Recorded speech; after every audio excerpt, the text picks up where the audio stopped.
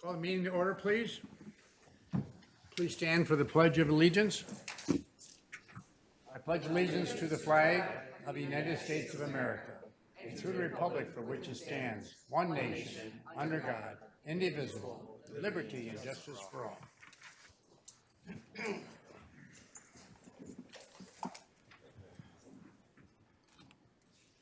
Item 3, adoption of the agenda. Romano adopts the agenda. Support Van Sickle. Please vote.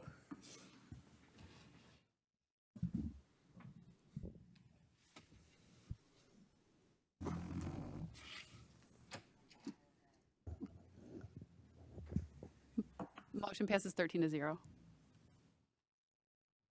Item number 4, approval of the minutes dated January the 16th, 2025. Motion? Support. Please vote.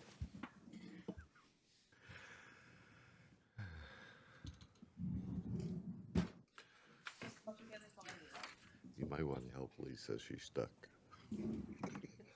Item 5 is public participation. Anyone from the public wish to speak, you can speak on any item that's on the agenda. You'll have an opportunity of speaking after the meeting is over on the last public participation. Anyone from the public? Anyone from the public? If not, we'll close public participation, please. Item number 6, public service. I'd like to combine A, B, C, D, and E, and F together. No mo. Brian, you got the floor. Great, thank you, Commissioners. Just welcome and congratulations to Commissioner Goyke to the board. Good to see you again. Same here. Item A would be a revised cost share agreement. So you've seen this previously. There was a revision that was needed. This is for the Hayes Road Bridge project over the Clinton River. Participation with City of Sterling Heights and Clinton Township. Sterling Heights had requested additional non-participating work to be included with this project across the bridge for pedestrian traffic. So that was added to the cost share amount. So once again, this is an 80% federal participation as far as the construction cost itself. The balance of the costs are 20% shared between us as a road department, Sterling Heights, and Clinton Township, with this additional non-participating work added to the revised cost share. Item B is a cost share agreement with the City of Warren. Once again, this was presented previously. However, the actual cost, speaking with my county highway engineer in charge of our engineering department, the original cost share did not represent the accurate construction cost. The construction cost on the last cost share was only the rehabilitation portion of the project from Mound to Ryan. The section of reconstruct from Mound to Sherwood needed to be added on as far as the total cost. So that's why you see an increase in the project cost, which had to require a revision to the original cost share agreement that was submitted previously. Item C is a contract, Michigan Department of Transportation, for South River Road Bridge replacement that we're going to be doing and starting this year. So that is 80-20, 80% federal funds towards the construction portion of the project, 20% matching funds between us and it's Department of Roads, 20% match on that. Seeking approval of that contract. Item D is a grant agreement with the US DOT. This is through Federal Highway Administration for our safe streets and roads for all. So we were lucky to get a federal grant with an 80-20 split, 80% federal funds, which is $139,938.65. County match is $28,000. So this is a grant that was submitted for, and we were lucky enough to be reward recipients. And this is for the process to scope out work for near miss accidents at intersections. So our job as a road department is to make the roadway system as safe as possible for the motoring public. And this is an effort to be proactive, to study and look at intersections that we can either change, revise, or update to make them more safe for the motoring public. In this study, and this money is a precursor to actually implementation of new technologies. A lot of AI is involved with video analytics that we're looking at through this grant award.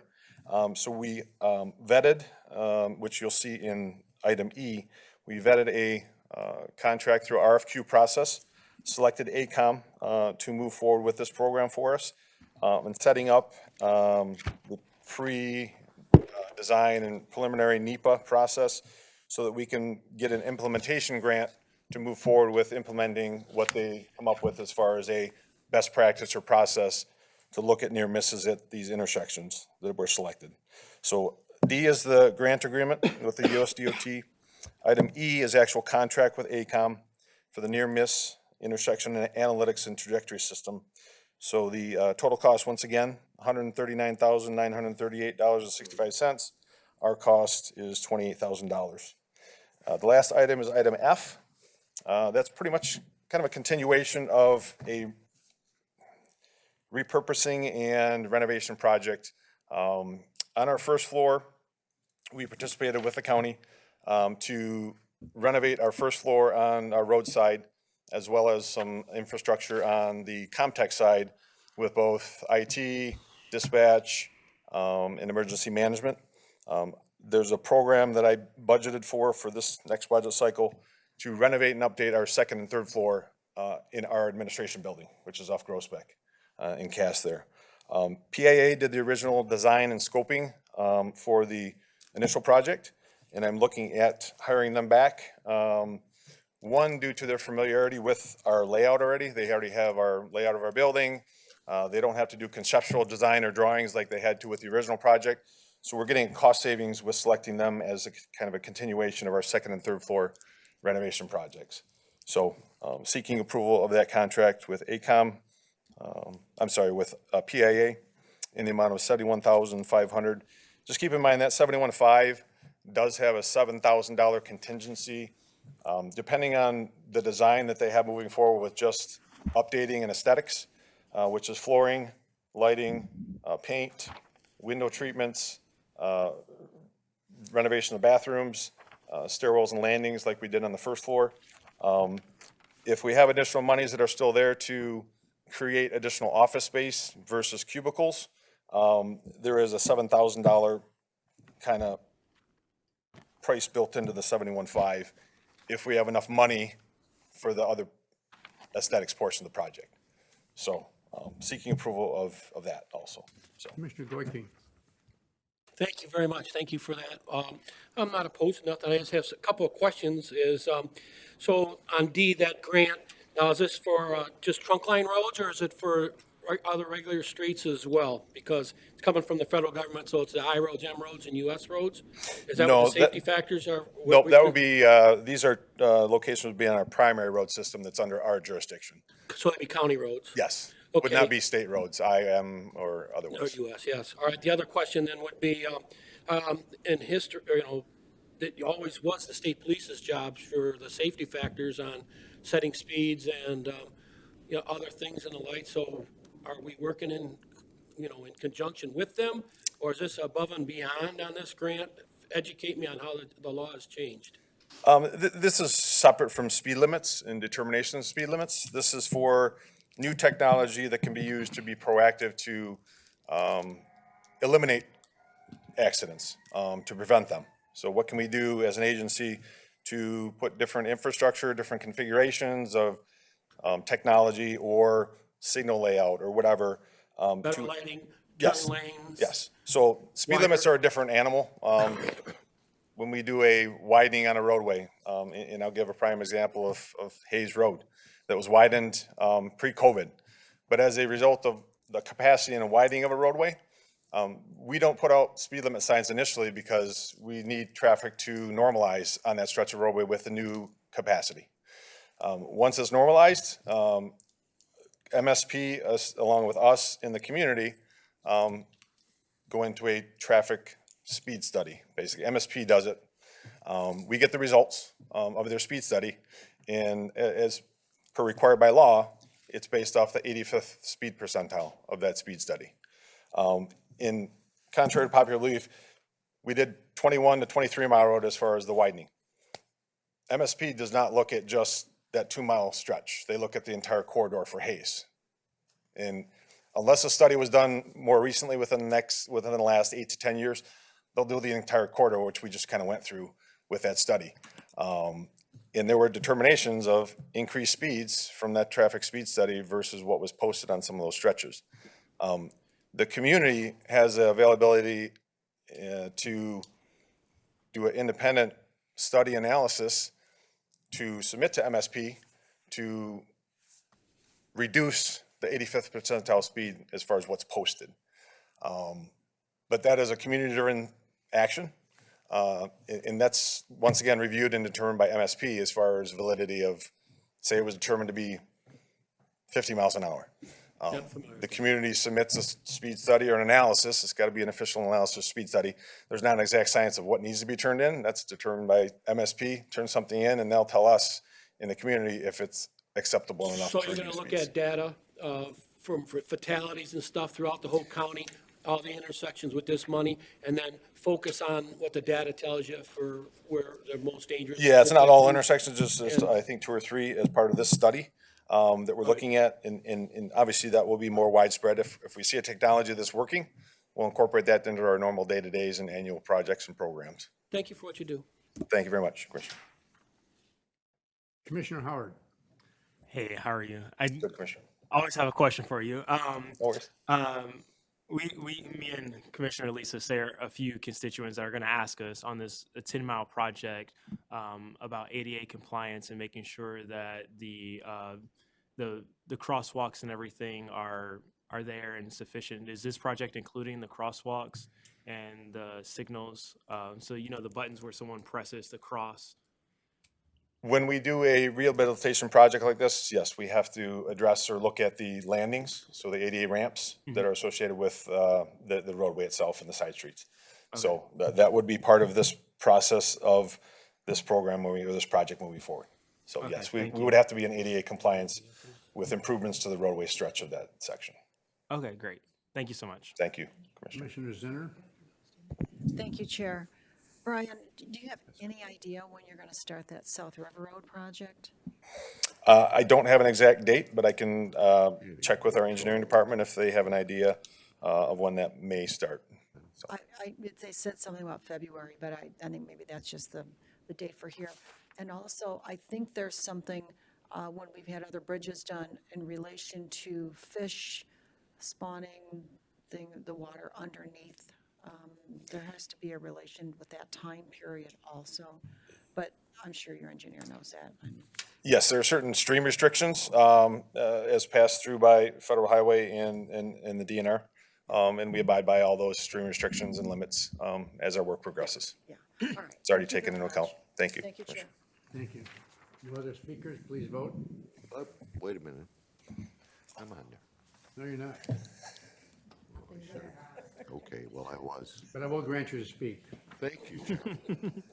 Brian, if there's a mile road in which grant funding or a designated amount of money coming from the state for that particular road, and that road's not scheduled to be in our schedule to be done until 2029, is there a process so we don't lose that money to move that road into a higher priority listing? It depends on where the money's coming from. Obviously, communities that get money, it's a great thing for us. We can partner with them to get more done if they get separate earmarks or whatever. It depends on the type of funding that they get. Some have constraints as far as timeframes, and others are kind of open-ended. So it just depends on where they get the money from and what the strings attached to it are. But we typically work with all communities that get money. I know Macomb Township got, I think, $5 million for Broughton Road extension. So we're currently working with them. But there's I think a sunset date, but it's not next year or the year after, but it just depends on the funding source. So there is an opportunity to have a discussion about that particular issue. If it's on with the Department of Roads, if it's on our jurisdictional road, yes. If it's a city or village, then that would be up to the city or village to coordinate. Commissioner Lucido and I are going to be looking forward to talking to you. Alrighty. Thank you, Chair. Thank you, Commissioner. Commissioner Van Sickle. Thank you. Little off topic, but matching funds where the county matches funds with the local jurisdictions. How did we do last year? Do you know? Did you use up all the money? We pretty much come to fruition on the projects that we had moving forward. We didn't have any that really fell off the map. And I can say that, our projects by the end of last year were pretty much wrapped up. We didn't have really any overlapping from last year to this year. So they were pretty much buttoned up and closed up. We might have had some restoration type activities, in the spring of this year as far as overlap. But I believe we used majority of, if not all of the match monies with the communities for the projects that we had proposed from last year. Good. So- Thank you. Thank you, Chair. Thank you, Commissioner. Thank you. Be no other speakers, please vote with permission. Thank you so much.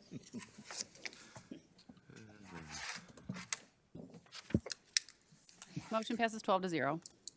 Thank you, Commissioner. Thanks, Brian. Item number 7, this is correspondence from Sterling Heights, distribution of the final draft master plan. Motion receive and file. Support. Center. No discussion, please vote.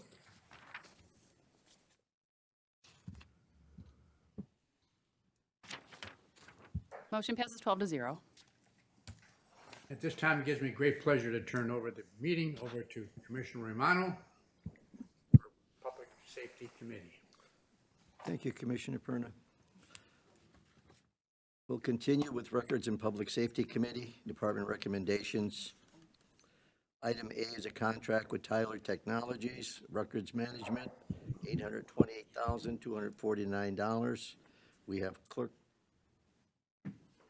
You've changed clerk for lady. I need a motion to recommend this to the full board. So moved. Support. It's moved by Commissioner Hawes, supported by Commissioner Perna. Thank you very much, Commissioner. My name is Brian Burdak. For those that don't know me, I know we have a few new commissioners here. Welcome. Before you, you have a contract which covers the software technology in our office for both vital records and the Register of Deeds side. This contract originally was from 2020.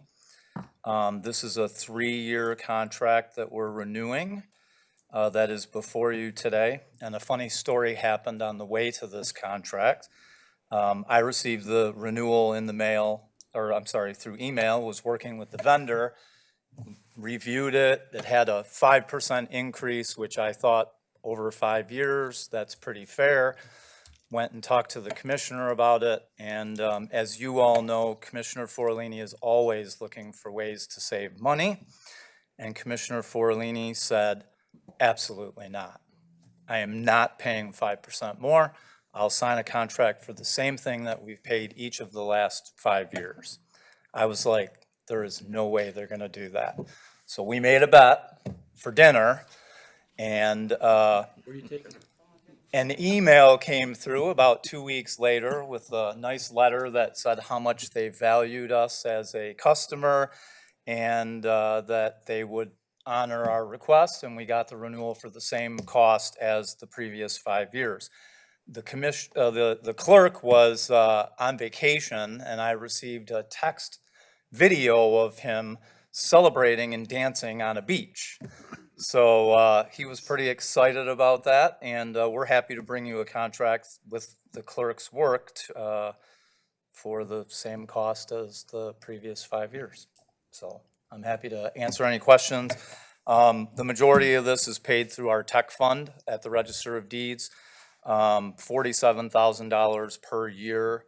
So that times 3 comes from the general fund, and that covers the vital records department of the contract.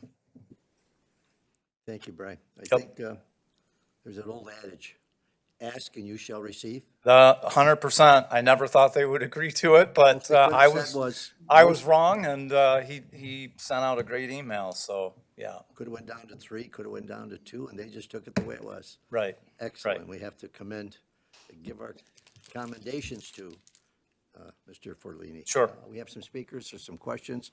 Commissioner Haw, please. Thank you, Chair. Chairman Sabatini and myself, having seen that video, do you intend on posting it? Well, That's what I was gonna ask for. so the funny part was he thought he was sending it to me and just me, but however, on his phone, he picked a group of about 12 people in the office. And when he figured that out, I was like, we might need to take your phone away from you. So I would, he would, if he wants to share that with you, you should ask him to see it. Thank you. Brian, did you come up with dollar amounts that we saved by having them renew for the same amount? I can let you know what that 5%, I believe the 5%, well, whatever 5% of that total amount of money is what we saved. That's what So, you saved over a period of 5 years. 3 years. 3 years. Yeah, the 828 you see there is the total for all 3 years of the contract. So if you multiply that by 5%, that's what Nice we chunk say. of change. Yeah. I have one other commissioner has a question here. Commissioner Kraft. Thank you, Mr. Chair. Brian, quick question. Yep. I know it's coming out of the Register of Deeds Technology Fund. Yep. For our purposes, is that coming out of contract services or supplies and service? Do you know what Which actual? line in Yeah, the which line? technology fund? So we have 2 lines in that budget that we fund technology projects in the office. One of them has $450,000, I believe, or 585, something like that. That's the one it would come out of. Got it. Yeah. Thank you, Brian. Yep. Thank you, Mr. Chair. Okay, I see no other speakers. I have a motion in support. Please vote. Thanks, Brian. Thank you.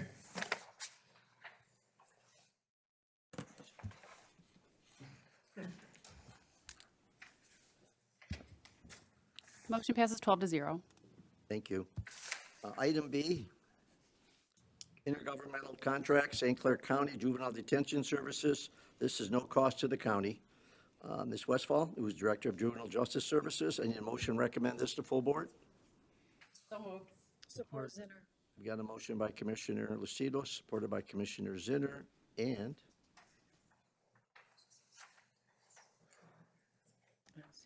nobody's here? Nobody wants to speak? What's the pleasure of the commission? I think we should table it. I think we should move it to full board. I need a motion. county. Well, this before. the question I want to pose to somebody, Okay, if we're picking up all of these new individuals coming from St. Clair, I see there's a revenue that they've identified with it. Does that revenue cover the entire cost of all the new individuals coming into our facility? do you have any objections to moving this to full board, and we can have Ms. Westfall in front of us at that time? We can do that. Only to please Sarah Okay, we have a motion in support. Please vote. and Barb. Yep. This thing moving. Motion passes 12-0. Thank you. At the same time, if we'd have Mr. McKee contact Ms. Westfall and find out why she didn't show, that'd be nice. Thank you. We're going to move to item C, which is Contract Health Equity and Recovery Technologies, LLC Heart, Outpatient Substance Use and Mental Health Services, not to exceed the grant award for $550 service. Christina Wolfield, Court Service Director. I need a motion to recommend this to full board. So move. I've got a motion by Commissioner Kraft, supported by Commissioner Hall, and Ms. Wolfield, you're up. Good afternoon. I wasn't expecting to come back so soon on another contract issue. I was just here over the summer seeking approval on a contract. That one did not pan out well with our specialty court program, so we did put this out to bid again, another RFP. This was the only bidder on this, for this contract. It is 100% going to be paid for with grant funds that we receive. We have 5 different grants that we utilize for the specialty court programs. The specialty court programs do require outpatient substance abuse and mental health treatment in almost every capacity of the program. That's basically the foundations of the programs. We have 5 problem-solving court programs that we could utilize this contract with. However, this contract will be primarily used by the sobriety treatment court program. Thank you. I gotta get more glasses. Commissioner Goyke, please. Thank you, Mr. Chair. Just for information, historically, how many how many people go through that program? I see that, this is a grant per person. So how many would have been, previous years, approximately now? So in regards to the sobriety treatment court program, that program was just implemented 2021-ish. We write our grants for approximately 25 people. That's how we kind of gauge where we're going to go with our request of funds. However, if we have available funds, we'll go up to 30 people. I'd like to try and expand that program a little bit more because there is a need for it. However, I probably am going to need another judge for that because our judges volunteer for these programs in addition to their regular docket duties. And so that can be quite a bit if we go over that threshold and they're over, you know, a couple hours a week with the programs. So for that question, sobriety court takes 25, drug court takes up to 50. Mental health court can take about 25 to 30. Veterans court can take about 25 to 30. And then we have a Swift and Sure sanctions Swift and Sure sanctions probation program that takes about 25 to 30, depending on what kind of funds we receive that year. Okay, so a total of 140, 150? Yes. Okay. And this, Seems like a this small would number. also cover Romeo District Court as well, because they're a county court. And their program, I believe they accept up to 20 to 25 people. So this would be an opportunity for them to utilize as well as a vendor for services. Okay, thank you. Thank you, Commissioner. Commissioner Kraft. Thank you, Mr. Chair. What's the type of staff commitment look like from Hart? How many staff will they be utilizing with us? What's the hours put in look like, you know, based on who goes through our system? So when I did the RFP, I just requested that we have staff on site for the requirement for sobriety court. The statute indicates that we have to have one treatment team member. That treatment team member has to be present at all staffing sessions, which are held prior to the court session, and then that court session. They usually run the court sessions probably about once a week. However, they're utilized, you know, throughout the week through email and phone calls and things like that. So we're looking at least 2 to 3 hours maximum a week. If we get interest from the other programs, then that's something that I would like to revisit and see if they could offer more individuals to staff with our programs. However, I just asked for the one right now. Okay, and when it comes to, you know, certifications and accreditations, did we have that in the RFP as well? I'm kind of Yes. getting towards why there is only one bidder. Yes, yes, all the accreditations were asked for, and I think, you know, with the problems that we've had in the past with some of the treatment providers, is they are community-based agencies. So basically, they don't pay their therapists, you know, from their agency to be there. So sometimes it's less cost effective for them to send somebody for 15 hours a month, or you know what I mean, then they might be losing money as compared to what they're getting in. That's at least what I'm being told. So that's one of the reasons why we had to open it up again. You know, they can't always bill insurance companies because the insurance companies aren't going to pay to have a therapist sit at a court session for an hour and a half or 2 hours. So that's part of the struggles that we have. It is a time commitment. But we really need people to accept insurances. That takes a load off of our budgets. And we also don't want to set people up for failure once they're done with our programs. They need to be able to learn how to get these services on their own through their own funding as well. Thank you. Thank you for bringing this forward, and hopefully this one sticks and, hope. and we can continue with it. So thank you. Thank you, hope. Mr. Chair. Thank you, Commissioner. Well, I see no other speakers. I have a motion and support. Please vote. Thank you, Ms. Wolfield. Thank you. Motion passes 12-0. Thank you.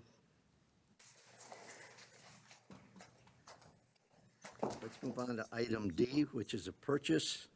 Vance's Law Enforcement Supplies, ammo, $60,384.75. We have Captain Doherty here.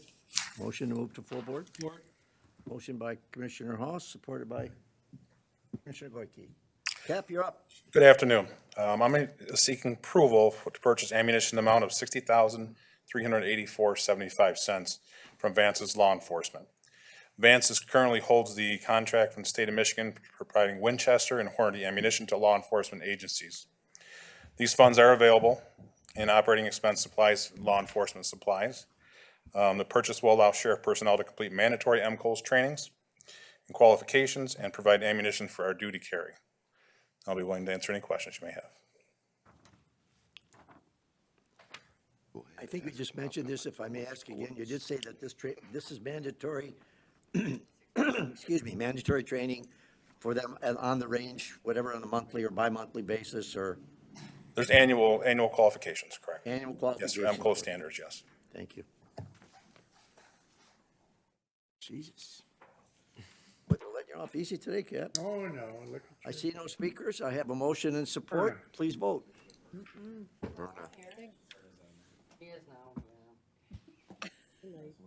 Your name's not on here. I'm not calling you. Perna's name is on there. His name's not on here. This has been a little goofy to me. Commissioner Perna, go ahead. On the new ammunition you're going to purchase, is there ammunition and inventory that you return, or do you use everything you have? No, we don't return ammunition, no. No ammunition? Not unless we happen to change over our platform. We use a different, when we changed over from 40 caliber to 9mm, we did have excess. We did return that, I think probably last year it was, or 2 years ago. But as long as we're still using the same platforms, we'll use all that ammunition. And if you did return it, you get a credit for that? Correct. All right, thank you. You're welcome. I'll say, Commissioner. Thank you. Okay, seeing no other speakers, please vote.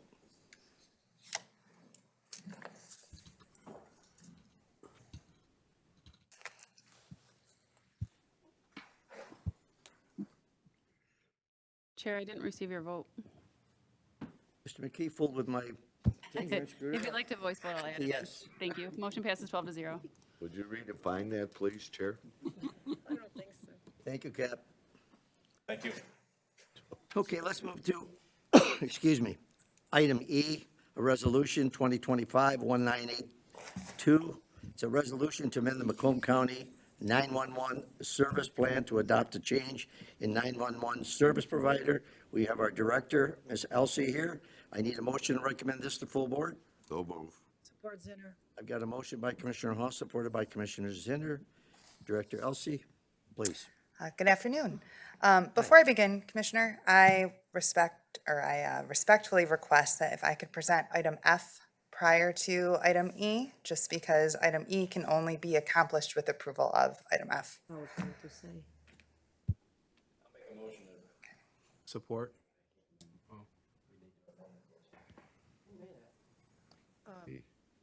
I supported. Who, Sure, I'll make the amendment to my motion that we do both simultaneously. How's that? support Zinner. That would work too. Okay. I have a motion and support by both people, and I see no speakers again. Go ahead. Thank you. I'm here today with a request for approval to enter into an agreement with Peninsula Fiber Network, or PFN, as Macomb County's next generation core service 911 provider, which in simplistic terms just mean our 911 call delivery service provider for Macomb County.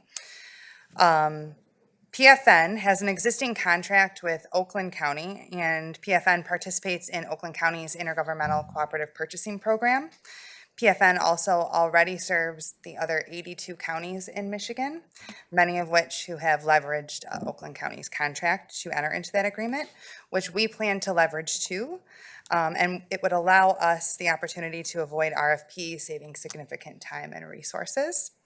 PFN provides reliable 911 services with advanced technology, including Emergency Services Internet Network, which is a fiber optic network that delivers more robust data, including enhanced location information on wireless calls, reduces call transfer time between our dispatch centers. We have 9 in Macomb County, and so that's very important to us.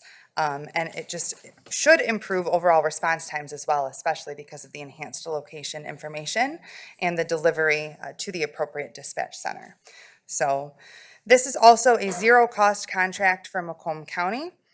PFN submits all invoices directly to the Michigan Public Service Commission for reimbursement, with no funds passing through Macomb County.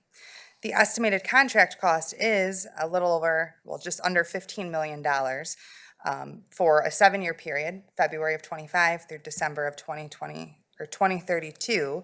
But that's calculated based on Macomb County's 2020 census population, and that cost study is done by PFN, the vendor, because they have to submit a cost study to the Michigan Public Service Commission to say, if we support Macomb County for 911 services, this is approximately how much we will be reimbursed by the Public Service Commission to provide this service for the county. The costs are covered by the state's 911 emergency fund, which is generated by the state's 25-cent surcharge on devices. And so all of that money is directly collected by the service providers and deposited into the Department of Treasury, or into a fund with the Department of Treasury. And the MPSC then approves those rates per the county based on the vendor's reimbursement request, and then cuts them a check essentially. So again, there's no money exchanged throughout the county, so this really is a dollar neutral agreement. The state pays the vendor directly. I'll take any questions. I have one if I may. When is the change going to take place? If we can enter into this agreement within February, we have a tentative kickoff meeting planned already for February 25th, and migration would hopefully be complete by November of this year. This should be seamless, no muss, no Yes. fuss. Yeah. Can we have some commissioners with some questions? Commissioner Vance, go please. Thank you. Will there be any service outage in the switch? No, no service outage. They'll transfer one 911 trunk line at a time. And will there be a lot of equipment swapped out, or? No, there will be no equipment in the PSAP itself. This is essentially migrating the copper lines at the selective router, which ours is in Rochester, over to a fiber optic line that connect to their 3 different data centers within the state of Michigan. And then they leverage existing fiber that connects each PSAP to each PSAP and back to the fiber that they're routing these calls on. And you say that PFN deals with mostly all the other counties in the, have you surveyed the other counties? Are they happy? Yes, yes, they are. There are raving reviews from Oakland County especially, and that's one of the busiest counties in the state for a 911 call volume. So yes, very satisfied with their So you're service. saying Oakland County has a lot of problems? I don't know about a high population. High population. Yes. Thank you. You're Thank you, Chair. Thanks, Commissioner. Commissioner Kraft? Thank you, Mr. Chair. I'm chatty today. I'm sorry. Quick question for you, Director. This is for the installation and integration, but what happens over the next 7 years when it comes to repairs and maintenance? Who does that? Who covers that financially? How does that look? That is all covered under the state emergency fund. Awesome. Yes. Thank you. Thank you, Mr. Chair. Our finance man's looking out for our dollars. I appreciate that. He's trying. I have a motion and support. If there's no more questions, please vote.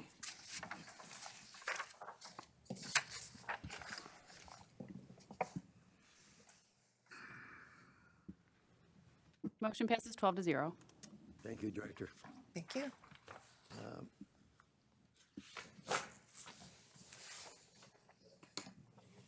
Oh, okay, not the resolution. Okay, so they were combined.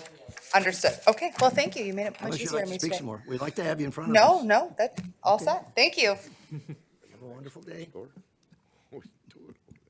I- Stop. Item 10, excuse me, it's public participation. Is there anyone in the public? I see 2 ladies out there. Would you like to speak, ladies? Neither lady would like to speak. We'll go on to commissioners' comments. Are there any commissioners that would like to comment? Motion to adjourn. No, there's not any commissioners who want to comment. Anybody want to comment? No commissioners want to comment. You hear Ken? I want to wish everybody a happy Valentine's Day for tomorrow. Make sure you buy Oh, your that sweetie is so something. sweet of you. Other than that, I will take a motion for adjournment. So moved. Support. I'm sorry, I think Mr. Goyke here had the first motion. I will take Mr. Goyke and Mr. Hall. Favoritism. Please vote.